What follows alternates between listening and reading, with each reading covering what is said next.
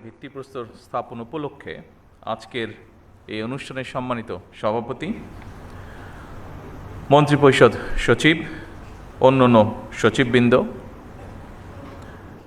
বিয়াম ফাউন্ডেশনের মহাপরিচালক, বিসিএস প্রশাসনের সার্ভিসের প্রবীণ এবং নবীন কর্মকর্তাবৃন্দ এবং সকল সম্মানিত উপস্থিতিবৃন্দ, আসসালামু আলাইকুম। Bangladesh institution of administration and management foundation BIAM 1991 সালের 29শে ডিসেম্বর যাত্রা শুরু করেছিল। 2002 সালের নভেম্বর মাসে এটি বিয়াম ফাউন্ডেশনে রূপান্তরিত হয়। আজ সেই ফাউন্ডেশনের ট্রেনিং কাম ডরমিটরি ভবনের উদ্বোধন। বিয়ামের প্রতিষ্ঠা থেকে শুরু করে আজ পর্যন্ত অগ্রযাত্রার দিন তারিখগুলো প্রমাণ করে দেশ এবং জনগণের স্বার্থে বিএনপি সরকার বরাবরই একটি সুদক্ষ এবং প্রশিক্ষিত জনপ্রশাসন দেখতে চেয়েছে এবং দেখতে চায় ভবিষ্যতে। সুতরাং আজ বিয়াম ফাউন্ডেশনের ট্রেনিং কাম ডরমিটরি ভবনের ভিত্তিপ্রস্তর স্থাপন কেবল একটি ভবনের ভিত্তিপ্রস্তর স্থাপনই নয়, বরং এটি প্রশাসনিক সক্ষমতা উন্নয়ন, প্রশাসনিক নেতৃত্ব গঠন এবং মানব সম্পদ বিকাশের একটি দীর্ঘমেয়াদী রাষ্ট্রীয় অঙ্গীকারেরই প্রতিফলন। আজ যে ট্রেনিং কাম ডরমিটরি ভবনের ভিত্তিপ্রস্তর স্থাপন করা হচ্ছে তা ভবিষ্যতে প্রশাসনিক নেতৃত্ব গঠনের একটি গুরুত্বপূর্ণ মাইল ফলক। এই ভবন শুধু একটি অবকাঠামো নয়, এটি হয়ে উঠুক জ্ঞান চর্চা, নেতৃত্ব বিকাশ এবং অভিজ্ঞতা বিনিময়ের একটি প্রাণবন্ত কেন্দ্র। দক্ষ মানব সম্পদ তৈরি বিয়ামের অন্যতম একটি লক্ষ্য।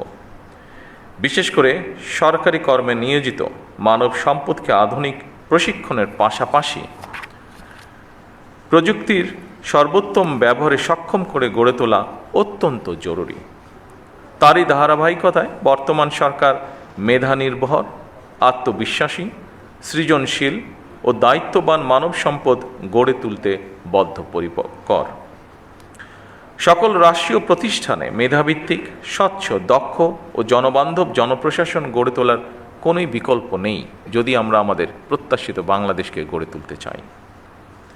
দীর্ঘ 1.5 দশকেরও বেশি সময় পর দেশের স্বাধীনতা প্রিয় গণতান্ত্রিকামী জনগণ নিজেরা সরাসরি ভোট দিয়ে একটি গণতান্ত্রিক সরকারকে নির্বাচিত করেছে।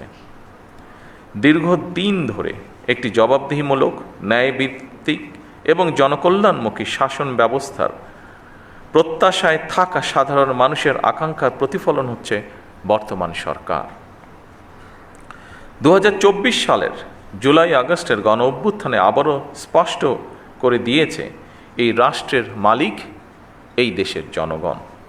সুতরাং জনপ্রশাসনের কর্মকর্তা হিসাবে রাষ্ট্রের মালিক জনগণের স্বার্থ এবং কল্যাণ নিশ্চিত করা আপনাদের প্রধান দায়িত্ব। সম্মানিত উপস্থিতিবৃন্দ, আমি আশা করি বিয়ামের কারিকুলাম এবং প্রশিক্ষণ পরিবেশ দেশের বিভিন্ন প্রান্ত থেকে আগত কর্মকর্তাদের পেশাগত দক্ষতা, সমস্যা সমাধানের ক্ষমতা এবং উদ্ভাবনী চিন্তাকে আরও সমৃদ্ধ করবে। আধুনিক প্রশাসনে দক্ষতা মানে শুধু নিয়ম জানা নয়, বরং প্রযুক্তির ব্যবহার, তথ্য বিশ্লেষণ, দ্রুত সিদ্ধান্ত গ্রহণ এবং জনসেবায় সৃজনশীল দৃষ্টিভঙ্গি। এবং সেই লক্ষ্যেই বর্তমান সরকার প্রশিক্ষণ ব্যবস্থাকে আরও আধুনিক ও ফলাফলমুখী করার উপর গুরুত্ব দিয়েছে।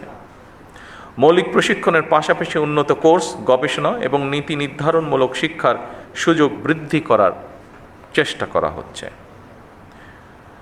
ফ্যাসিবাদী শাসনামলে আপনারা যথাযথভাবে সেই দায়িত্ব পালন করতে পেরেছিলেন কিনা কিংবা পালন করতে সক্ষম হয়েছিলেন কিনা, এই মুহূর্তে সেই প্রশ্ন না তুলে আমি আপনাদেরকে এই মুহূর্তে বর্তমান গণতান্ত্রিক সরকারের পক্ষ থেকে একটি বার্তা দিতে চাই, এবং তা হলো দেশ এবং জনগণের কাছে আমাদের যেই প্রতিশ্রুতি দিয়ে এসেছি আমরা, এসব স্রেফ রাজনৈতিক প্রতিশ্রুতি নয়, বরং জনগণের সঙ্গে করা আমাদের চুক্তি। জনগণ আমাদের ইশতেহারের পক্ষে রায় দিয়েছে। সুতরাং বর্তমান গণতান্ত্রিক সরকার নির্বাচনী ইশতেহার এবং জনগণের সামনে স্বাক্ষরিত জুলাই সনদের প্রতিটি দফা প্রতিটি অঙ্গীকার অক্ষরে অক্ষরে বাস্তবায়ন করতে সরকার বদ্ধপরিকর।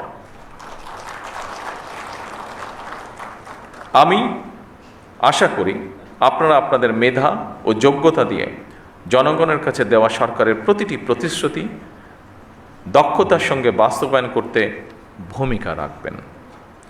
জনগণ আমাদের উপর যে আস্থা রেখেছে সেই আস্থার মর্যাদা রক্ষা করতে হলে প্রতিটি ক্ষেত্রে স্বচ্ছতা, জবাবদিহিতা এবং নৈতিকতার দৃঢ় চর্চা নিশ্চিত করা প্রয়োজন। সম্মানিত সকল উপস্থিতিবৃন্দ, আপনারা রাষ্ট্র পরিচালনার সর্বোচ্চ প্রশাসনিক স্তরে অবস্থান করছেন। আপনারা যে দায়িত্ব পালন করেন তা কেবল নথিপত্র পরিচালনা বা প্রশাসনিক তদারকির মধ্যেই সীমাবদ্ধ নয় অবশ্যই, বরং আপনার রাষ্ট্রযন্ত্রের কার্যকারিতা, ধারাবাহিকতা ও স্থিতিশীলতার প্রধান ভিত্তি। একটি শক্তিশালী, জবাবদিহিমূলক, আইনসম্মত এবং জনবান্ধব রাষ্ট্র ব্যবস্থা গড়ে তোলার ক্ষেত্রে আপনারাই হচ্ছেন সেই মূল চালিকা শক্তি, যাদের পেশাদারিত্ব, দক্ষতা, নৈতিক দৃঢ়তা ও প্রশাসনিক প্রজ্ঞার উপরে একটি জাতির উন্নয়ন বা ভাগ্য নির্ভর করছে।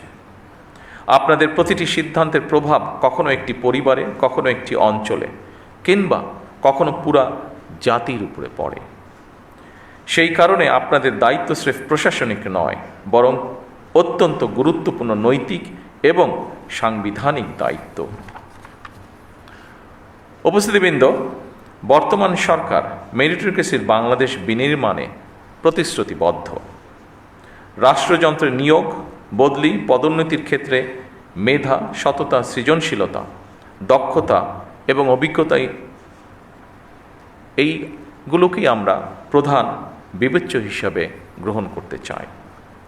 স্বচ্ছতা ও দ্রুততার সাথে শূন্য পদে সরকারি কর্মচারী নিয়োগ, প্রশাসনিক সংস্কার কমিশন গঠন, শক্তিশালী পাবলিক সার্ভিস কমিশন গঠন এবং বেসরকারি সার্ভিস রুল প্রণয়ন সহ সর্বত্র প্রশাসনিক কাঠামোর কার্যকারিতা এবং জবাবদিহিতা নিশ্চিত করতেও সরকার দৃঢ় প্রতিজ্ঞ। সম্মানিত উপস্থিতিবৃন্দ, বিশ্ব এখন আর্টিফিশিয়াল ইন্টেলিজেন্সের যুগে প্রবেশ করেছে। সুতরাং বৈশ্বিক প্রতিযোগিতায় টিকে থাকতে হলে জনপ্রশাসনের কর্মকর্তাদেরকেও সময়ের সঙ্গে মোকাবেলায় নিজেদেরকে প্রস্তুত রাখা অত্যন্ত প্রয়োজন। চতুর্থ শিল্প বিপ্লবের এই যুগে কৃত্রিম বুদ্ধিমত্তা, অটোমেশন এবং ডিজিটাল প্রযুক্তির ব্যবহার আমাদের প্রশাসনকে আরও দক্ষ, স্বচ্ছ এবং জবাবদিহিমূলক করে তুলবে। আমাদের লক্ষ্য ভবিষ্যতে সকল সরকারি সেবা তথ্য প্রযুক্তির মাধ্যমে নাগরিকদের দোরগোড়ায় পৌঁছে দেওয়া। এক্ষেত্রে দক্ষ মানব সম্পদ তৈরিতে বিএমের কার্যক্রমকে আরও শক্তিশালী করতে সরকার বিএমকে আরও যে কোনো প্রয়োজনীয় সহায়তা প্রদানে প্রস্তুত। প্রতিযোগিতামূলক বিশ্ব ব্যবস্থায় ব্যবসা বাণিজ্যের প্রসার এবং সহজীকরণে single window clearance, one stop service প্রতিষ্ঠা এবং সম্পূর্ণ ডিজিটাল কর্মপ্রবাহ তৈরি করে আধুনিক বিশ্বের উপযোগী করে সরকারি সম্পাদন ব্যবস্থাকে ঢেলে সাজানো প্রয়োজন। আমাদের উন্নয়ন দৃষ্টিভঙ্গি হতে হবে অন্তর্ভুক্তিমূলক, টেকসই এবং মানবিক। আমরা একটি বাংলাদেশ গড়তে চাই যেখানে উন্নয়নের সফল সমাজের প্রতিটি স্তরে ধীরে ধীরে পৌঁছবে। বৈষম্য কমে আসবে, এক পর্যায়ে ইনশাল্লাহ থাকবে না।